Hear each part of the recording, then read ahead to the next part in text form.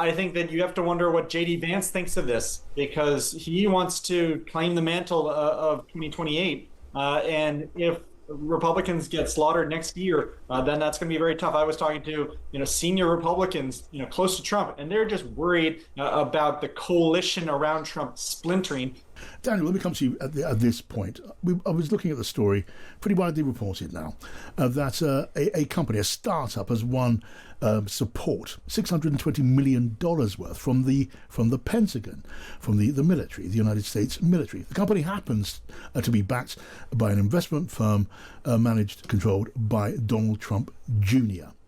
And apparently 4 previous deals have been won from the Donald Trump presidency's administration this year alone. How big is that playing, and how loud are the comments and the questions about what some would naturally fear could amount to a conflict of interest? Yeah, this is something that we did not really see as much in the first Trump administration. The closest equivalent would be foreign embassies holding parties at the Trump hotel in D.C. or at various Trump golf courses around the world. But this is they really kind of unchecked corruption. Even if it's just the perception just stinks and is not going along well with many Americans. The issue is that a lot of people are numb to this. They have seen this every few weeks. Oh, Trump gets a jet from Qatar. Trump signs, his family signs new deals in, the Balkans or Asia or the Middle East. And so, all the crypto deals. And so it just has not affected many Americans in terms of who they're going to vote for. But it adds to the kind of the culture around Trump, where this is a lame duck president.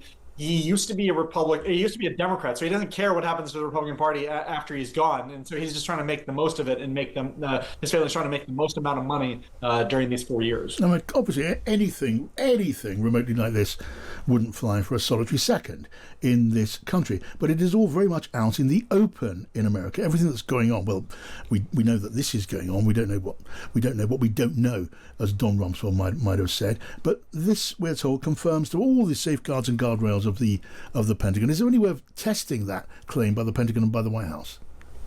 Yeah, I think it's something where rare earths have been a huge topic of conversation for America, for European countries, because we have been very reliant on China. And so it's not like they created some new problem that there was no such problem. And so this company may very well be qualified for this type of loan. They have looked at other companies to give Pentagon support to create rare earth minerals in America, to not be held hostage by that from China. But it's also kind of the perception. And so I think Donald Trump Jr. is smart. He knows that rare earths is a huge topic, that companies that are invested in it, just like AI, they're going to profit. And so that's why he's putting some of this money in. Yeah. Oh, Kirsty and Adam, I mean, Kirsty, to British eyes, this is gobsmacking stuff. Yeah, it's absolutely extraordinary. It's a huge amount of money. And whilst the line from the Pentagon is all the normal processes have been followed, and there is no evidence to suggest that Donald Trump Jr. in any way lobbied on that.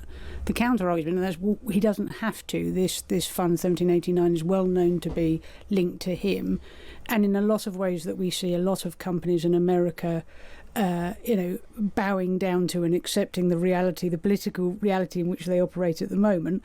You'd have to think the same thing possibly is happening here. I mean, there is an argument, leading aside the process on it, there is an argument obviously for backing innovation within defence and trying to shore up not just against China in terms of its dominance in the global market around rare earth materials, not just in terms of its ownership of mining of those, but refineries, which is a real problem, and one where America has quite a lot of access to the rare earth materials. What it really needs is to get better in terms of refining those processes, because almost all of that market at the moment is owned by China because it's so environmentally destructive. So this is where America is looking to make gains. Should it be making like this? Probably not. Does it really fail the smell test to British British faces knows. Yes, of course it does. It just looks corrupt. Look, I mean, let's be straightforward about this. It's quite clear that the behaviour of the Trump family, the Trump administration, is in violation of American law. It would be impeachable, and it's probably against the Constitution as well. But the point is, persistently, as we just heard, Donald Trump is getting away with this, and there's no one within the system who's in a position to stop him. And there is a general shrugging about it. I mean, I was speaking today to a senior Republican Party spokesman, and he just said, "Oh, well, the Donald Trump way: make money, not war," and that's accepted as his view. And if you look, even in the peace proposal that was put forward by Witkoff, and incidentally, why is a businessman and a son-in-law negotiating world peace on behalf of Trump?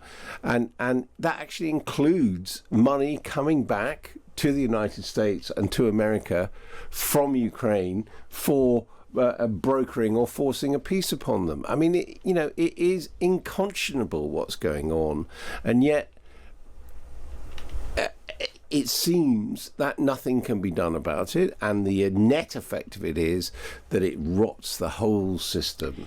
And the Democrats are tearing their hair out. Here is corruption writ large, and it doesn't seem to have a huge impact on the polls. If ever there was a great example of, it's the economy stupid, it's what's going on at the moment. As long as Trump's popularity, we've got the midterms in 2026, that will almost entirely be determined by one factor, which is cost of living. It won't be determined by the behaviour of Trump or those around him or of the wider party. It will be determined by inflation, the impact on people's pockets of having Trump in for 2 years. And if that's working, then they're likely to have a relatively strong base. And their core MAGA vote hasn't really disrupted at all, despite this kind of, the difference that people see, this massive gulf between a man who came in promising to champion, working man and drive down prices for ordinary people, and actually all he's done since he's been in there is feather the nest of himself, his billionaire friends, his tech bros, crypto bros. And actually, inflation remains quite sticky and is slightly creeping up in America. So that ultimately will be what determines the fortunes of the Republican Party in the midterms next year. And if they lose both houses, there might be a little bit more checks and balances on them, which possibly explains why there's such a hurry to feather the nest. But the rest there'll be impeachments. The rest if he loses the House of the rest of the Representatives. world, foreign governments have just decided that the way to deal with Trump is to flatter him and pay tribute. I mean, that's basically... And wait him out. That's the way it's going. And the wait him out is an interesting point as to whether, A, he's done so much damage to America that it won't be possible for someone to go back to be a law-abiding president. But this is where the... things like Don Trump Jr. and the amount of money that they're making from crypto matters, in as much as are they going to end up being so rich and so attached to the tech bros that, even after Trump, they're just going to have the power and the money to carry on and put some other person like Don Jr. or Barron. Last word with Daniel Lippman. Again, thanks for joining us, Daniel. Where's this going to go? Assuming it goes very far.